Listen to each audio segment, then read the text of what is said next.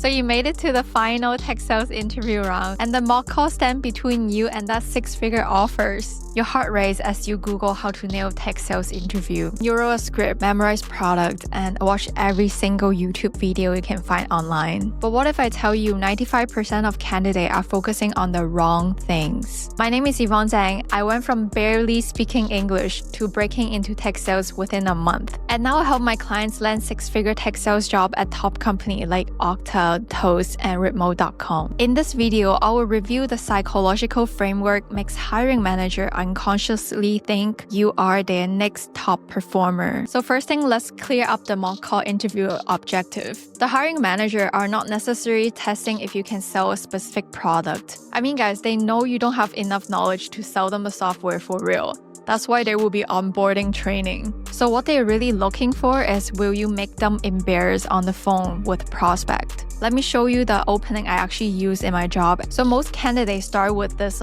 very boring, "Hey John, it's Yvonne from Okta." I know people actually use this in real life. That's why you can't hit target. But what you need to do is you actually need to use some strategy. So what I actually do is, "Hey John, I was speaking with someone at Remote.com and they mentioned you are the right person to speak about HR and payroll initiatives." And then you pause. You let them respond. When you hear this, you might be like, oh my god, what if he asked me who did I talk to? For example, if you really want John to take a look at your solution, and he's only a few director at this company, I wouldn't call John immediately. What I would do is I would call people under John, and I will actually speak with these people to understand their team first. What are they using? So here are the reasons why it really works. First is you really create an immediate intrigue because you are saying you were talking with someone at his company. And then you position yourself as an insider, not a cold caller. That's kind of familiarity you want to build at the beginning of the call. So this opening is not only for your interview, you can still use it when you started the job. So now let me give you 4 proven frameworks that works for mock call interviews. So part 1 is pattern interrupt opening, which we just covered. Part 2, the problem first approach. After your opening, immediately focus on problem, not your product. Because think about this, why would he care about your product? He doesn't even know you and you're cold calling him out of nowhere. How you can get his attention is start with a common problem people like him usually face.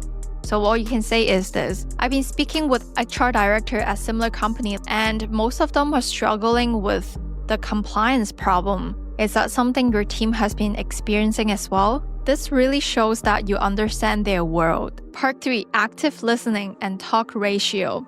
So a lot of candidates makes a lot of mistake. In the whole cold call, they've been talking. They talk too much.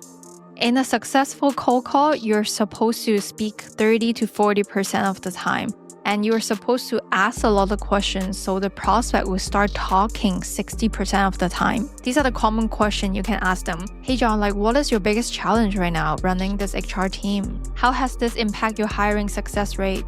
What have you been doing to solve this? Have you done anything to solve this? When they are telling you things, don't just listen. You need to verbally cue it that you are actively listening to them, and so they will feel comfortable to keep telling you things. Just think about when you're venting relationship problem to your friends. Would you tell them more when they are just like this, sitting there and then look at you?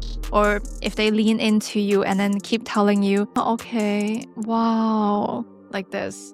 Right? So in a cold call, you need to do this. You know, at the end of this cold call, you need to be able to book a meeting, right? No matter what happened, you need to get to the stage that you make the prospect tell you when they are free to meet. In the interview setting, the hiring manager will give you a little curveball. But the common rejection are usually, we already have a solution, we don't have money right now, or send me an email. And all of these 3, you can use the same framework like this. So I'm going to demonstrate how to use this framework with we already have a solution right now. What you can do is use my DEEP framework, DEEP, dialogue. When they first say the objection out, you need to acknowledge it. You need to be like, okay, that makes sense. Totally understand. Okay, got it. And then you need to explore. You need to keep asking them questions. What you can do is, okay, got it. So can you share what are you guys using today? And are you 100% satisfied with it? Make sure you ask them, are you 100% satisfied? Because no one is 100% satisfied with things. So there has to be some room for improvement. So the last thing you need to do is you need to pivot because you want to book a meeting. You want to get to the next step. So you need to educate them.